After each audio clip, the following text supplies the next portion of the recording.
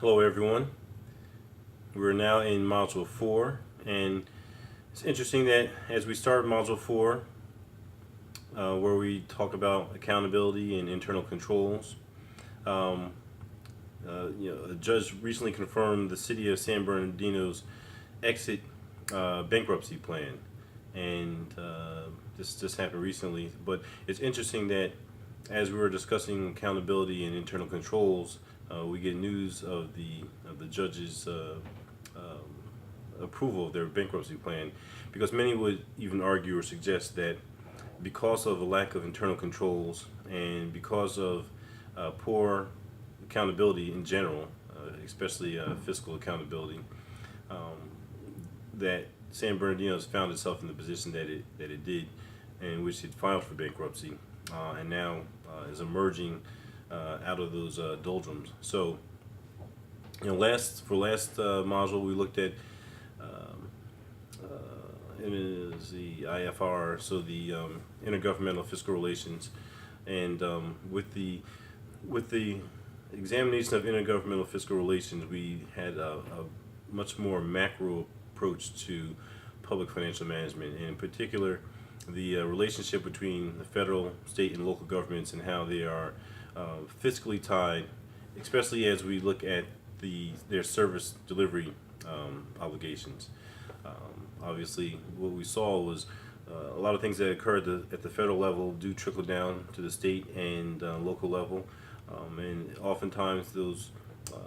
requirements are unfunded, and they're mandates, but they're unfunded, which puts states and in particular localities in a precarious position because of the lack of revenue generation that most localities have in comparison to the states and the federal government, of course. But now in Module 4, we are beginning to have a much more micro approach to financial management. And whereas we look at accountability and control and internal controls and how important it is for not just local governments overall, but departments and subunits at the local level to really manage their resources and have a strong internal control mechanism put in place, and to really follow the standards of internal control. In addition to our examination of accountability and internal control, we begin to discuss variance analysis, and as variance analysis is a key component of establishing an internal control mechanism, at least from the fiscal perspective or the financial perspective, because it allows managers and forces managers to really think about what resources they are expending, what plans they can potentially make for the future, and what has occurred in the previous short term, and this information that is uncovered through variance analysis allows us to really understand and make better decisions going forward in our budget preparation. There are also some examples that I provide, in particular the case of the city controller in Dixon, Illinois, and how she really it was a poor example of internal controls at this local level, but how she really abused her power there. Also, I provide an example of the city of Bell, which you all are, I'm sure, familiar with. So, all in all, this is an important module. It provides somewhat of a transition from the macro approach to the micro approach, but it is really essential for keen financial management. I also want to remind you all that your midterm is coming up. It'll be February 10th and 11th, so that's